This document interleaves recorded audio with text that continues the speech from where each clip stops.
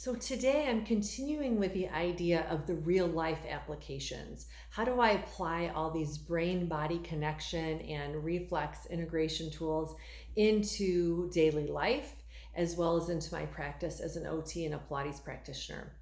And last week we started talking about the idea of when anxiety and fear come up around movement, whether it's movement in the form of exercise or in the way of daily life and function. And today we're going to talk about the breathing aspect. So sometimes when there's an injury or there's a movement pattern that's repeated and there's pain, it can kind of take your breath away. And so that moment of taking your breath away is really important because that's going to trip up the MORO reflex, which is an important developmental primitive reflex. And if you don't address it, it can make that whole picture of healing become delayed or difficult to progress. And so another area that we think about this with is when someone sustains a fall or a trauma, an injury, like a car accident, they can very often have their breath taken away, and that means the MORO reflex is probably unintegrated.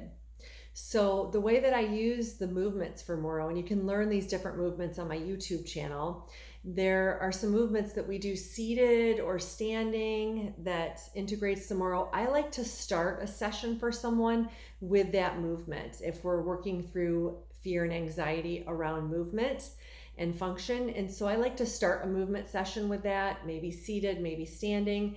And then as they're moving and going through their healing movement protocol, I will bring the supine or the lying down versions where they are doing movements lying down. And again, those are all featured in separate videos on the YouTube channel. And this is all about application right now, but I will sprinkle those throughout. Very often I'll have them do it on the trap table, on the Pilates apparatus, the trap table, and I'll have them do those movements while I'm changing springs, or perhaps we're doing a mat segment on the floor and I'll have someone do those movements on the floor as well. And this can be done often, sometimes for people when we're progressing them and trying to move them to the next level in their rehab program and trying to get them beyond some of those plateaus. We will do this in every session. And very often it does become part of their home play or home program. And it's very easy for people to do, and people really enjoy the way they feel, so they're really willing to do it. I hope you found this helpful. Stay tuned because next week I'm going to share the third portion of the real life application around anxiety and fear with movement. Give it a try and let me know how it goes. I'd love to hear in the comments below.